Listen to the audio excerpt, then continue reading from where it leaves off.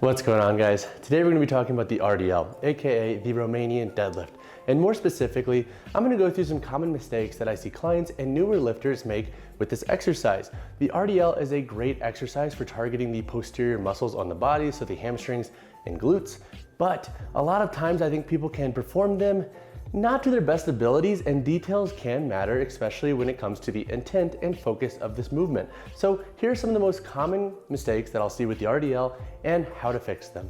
So one of the most common mistakes that I see lifters make all of the time is adapting this extended rib cage position as they do their RDLs, as opposed to having a more stacked rib cage position. So when we extend the rib cage, we're gonna have some funky stuff going on. So we're gonna be, one, putting our spine into extension throughout the thoracic, and what ends up happening then is as we hinge back, we're taking our torso, lifting it up, and it's gonna take away from some of our potential to load the hamstrings and glutes. As we lift this up, we're not gonna have as much distance between where we're holding the weight and the anchor of the hips. So by bringing that rib cage down, we're gonna adapt more of like this lever looking position, and we're gonna get a bit more of an intent on the stretch of the hamstrings. And honestly, when you come up through the concentric, you can cue the glutes a little bit better during the extension portion when your torso is not into such a slight extended position. So the first mistake is overly extending the rib cage position in your RDL.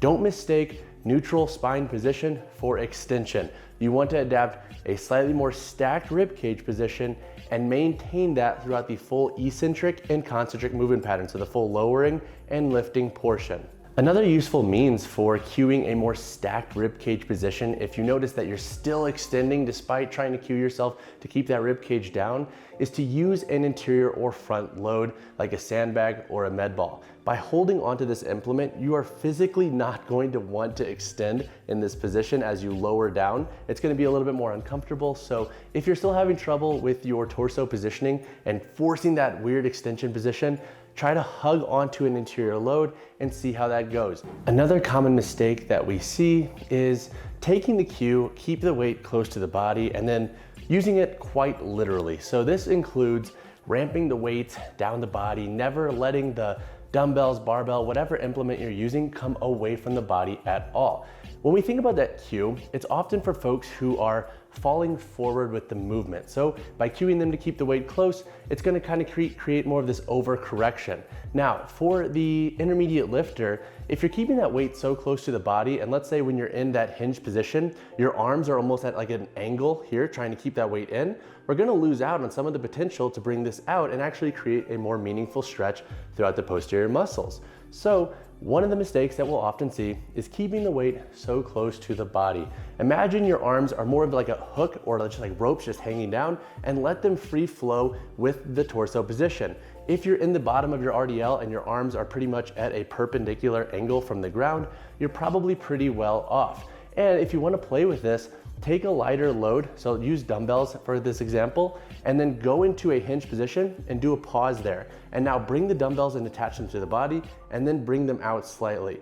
More than likely, you're gonna be like, oh crap, I get way more of a stretch when the weight is slightly further away. So something to be cognizant of. If you need to cue yourself to keep the weight close because you do find yourself falling forward, keep using that cue. However, for most folks, if you're ramping the weight down and up the legs, especially up the shin and the thigh, more than likely you can get a little bit more bang for your buck by bringing the weight slightly further out.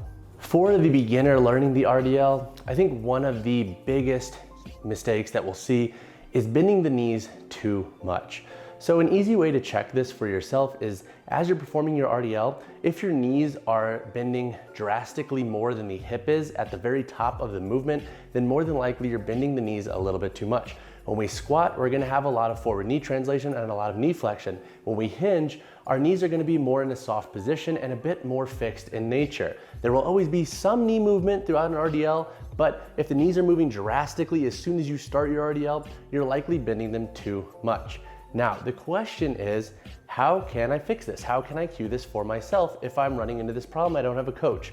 One of my favorite ways is to use actually a constraint and use either a dowel or a wall behind you. So for this, what you're gonna do is you're going to put your heel against either that dowel or the wall, take a step out, and then somewhere around where the toes are or even at the front of the foot, you're then going to take your RDL stance. Now, what you're going to try to do here is two things. Number one, I want you to think about as if there's a rope pulling the hips directly backwards. And then number two, as you do this, use that dowel or wall as a constraint to cue yourself where the hips are going posteriorly. If your hips are making contact with that implement behind you, there's a good chance that you're bending the knees less. Now, obviously, you might need to adjust your stance a little bit based on how tall or how short you are. For example, if you're shorter, you're gonna have less distance between the implement and where you take your stance. And if you're taller, you might need a little bit of a longer length there. But use those two cues to help you signal, hey, I'm gonna hinge and push my hips back first with a soft knee bend versus bending at the knee a ton right at the top of the movement. Now, speaking of cueing the hips tracking posteriorly in more of like a linear fashion, another mistake that I think most folks run into is kind of neglecting how they cue then the extension at the hip when they are starting that concentric or lifting portion of the movement. So try this cue out if you often find that, hey, I'm not getting as much glute focused feedback as I really want in the RDL.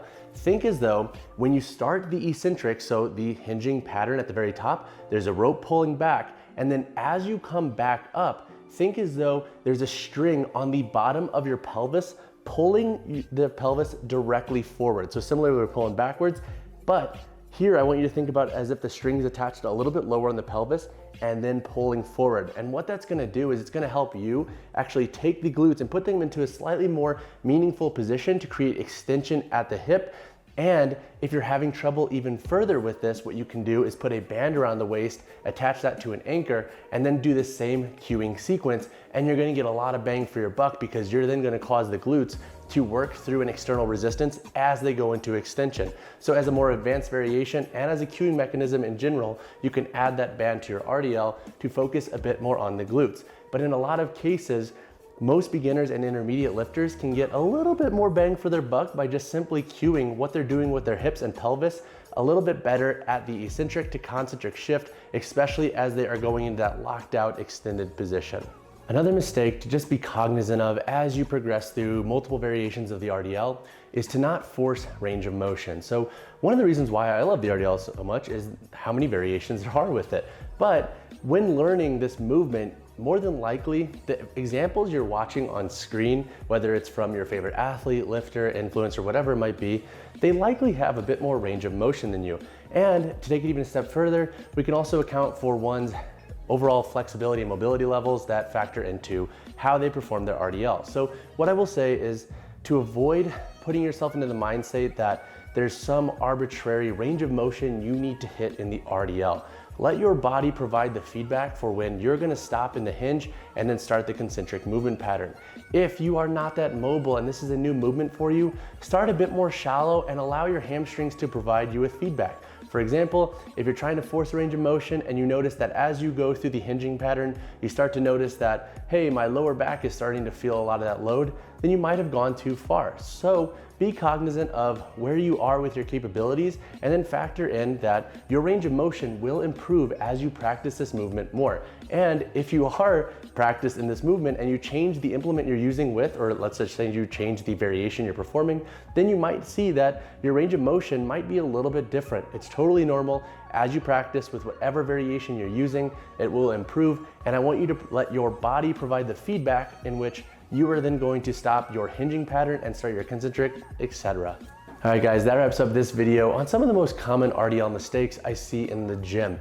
If you have any others that I missed, drop them in the comments below. And if you have any questions on this video, whether it's be the mistakes or some of the fixes to the mistakes, or even if you want to try something different to fix a mistake you have, hit me in the comments below and we can have a back and forth conversation on how to potentially improve your RDL form. But as always guys, drop a like on the video, drop subscribe to the channel. I'll see you guys in the next one.